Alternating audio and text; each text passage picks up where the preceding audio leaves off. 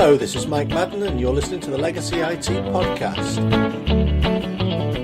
If assembler, COBOL and all things Legacy IT are your thing, you've come to the right place. For more information on our services, visit legacyit.co.uk. My thanks to Sally Madden for the artwork and Mike Sanchez for the music.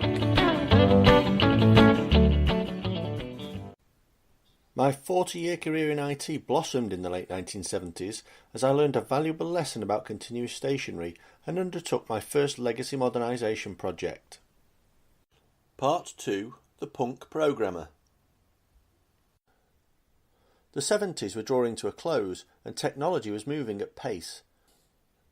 Actually, if you compare it to technological developments today, it wasn't really moving that quickly. My career as a computer programmer in a brewery was taking off, with lunchtimes spent playing pool in the Spread Eagle, evenings spent sharing a beer with the Dray lads in the Royal Oak, and in between times I was rewriting invoice programs, fixing bugs, and finding new ways to get the most out of our ageing technology. The invoice program was of particular interest, as it had to be extensively tested. The daytime was packed with processing for the 9200, so I had to run my tests in the evening. This involved printing around 300 invoices on a dot matrix printer that did about 2 pages per minute. The invoices were on continuous stationery and they stacked up neatly at the back of the printer as the test prints were produced. I've got a couple of hours to wait, I thought, so I might as well go to the pub. About a minute after I left the machine churning out invoices, the paper skewed. When I returned an hour later, there was paper everywhere. A red light on the printer told me that it had given up, and most of the invoices were unreadable as the paper had come off its sprockets.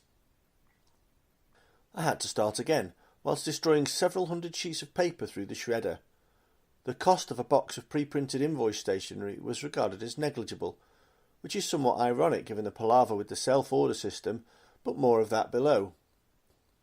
Incidentally, to avoid confusion with genuine invoices, I wrote "test" on the box of test invoices, as well as on the first few pages of the invoices themselves.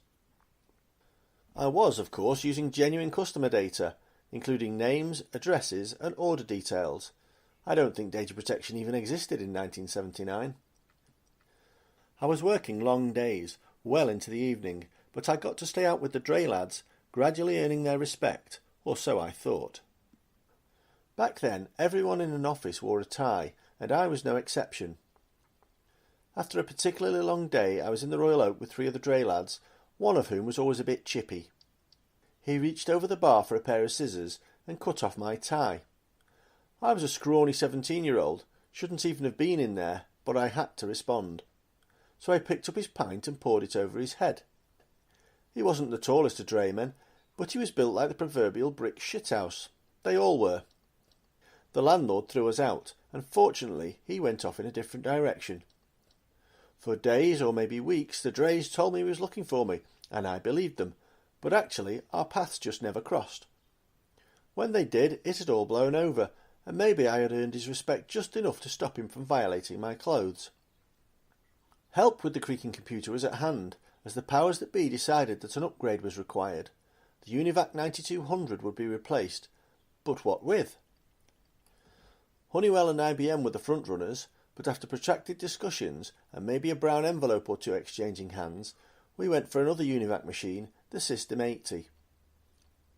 This was a major change, with online file maintenance, real-time order processing, well not quite, but we could dream, and sexy new terminals. The sorters and the collator would be redundant. This new machine could do everything. To aid us in the transition, we were allowed access to the System 80 of a well-known footwear retailer in Wythenshawe, as their machine had a card reader. Dozens of programs needed to be written, and whereas the 9200 was just a batch processor, this machine required an online suite to be developed. It was the equivalent of going from semaphore to a mobile phone. Completely different techniques had to be learnt, and we had to up sticks to the Wythenshawe shoemaker's office for the duration of the project. This had a serious impact on my drinking and pool playing, though we did manage to find a couple of decent pubs for lunch.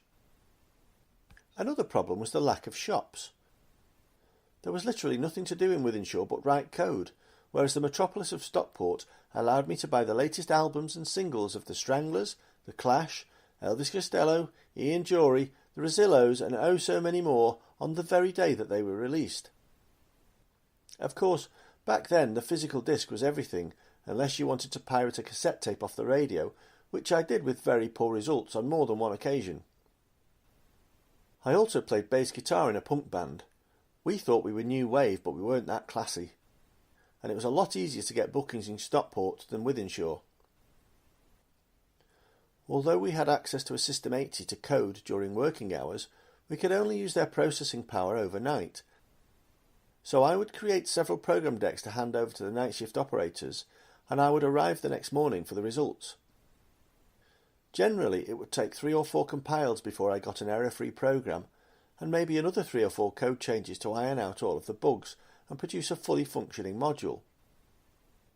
The 24-hour window for compiles taught me to be very careful with every line of code. Hours spent laboriously desk checking could actually save days in elapsed time. Eventually, the system was ready to be shipped back to the brewery, and everyone was happy. This newfound capability led to more and more requests. A self-order system created a particular challenge, as the brewery did not want to waste paper. This enabled pub landlords to visit the brewery to pick up anything that they had run out of. The system needed to produce a picking note and an invoice, and if it was done the traditional way, it would mean every order having to be fed out of the printer on the continuous stationery, thereby wasting one sheet of paper. I devised a method whereby the picking note, which did not need a name and address, would print a couple of inches down the page. It would then spool to the invoice, which started at the top of the next page, and when it had finished, it would position the paper ready for the next self-order. So although the invoice was a printed page, the name and address part was logically at the bottom of the previous page. No paper wasted. I was a genius, must have saved the company at least 25 quid. It wasn't just the computer system that was changing. Technology was being introduced everywhere. If it had a computer in it, I was the man.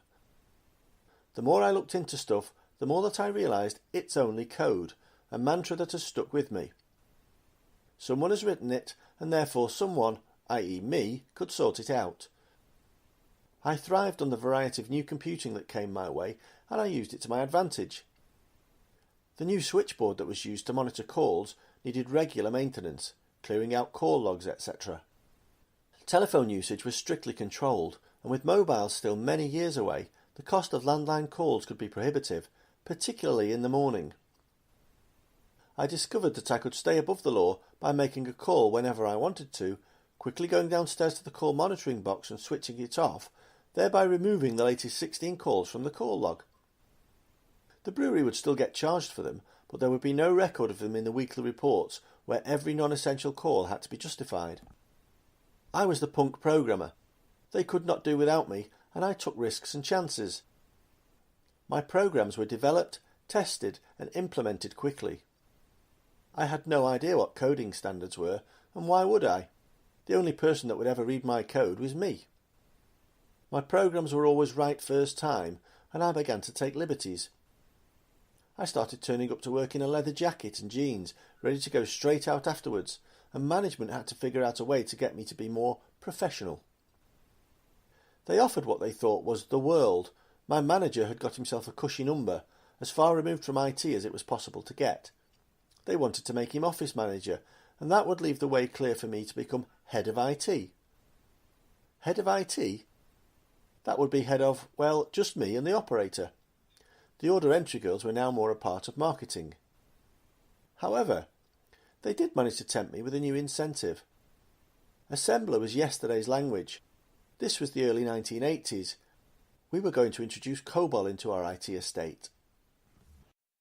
You have been listening to the Legacy IT podcast. Come back soon for more on COBOL, Assembler, and all things Legacy IT related. For more information, please visit www.legacyit.co.uk.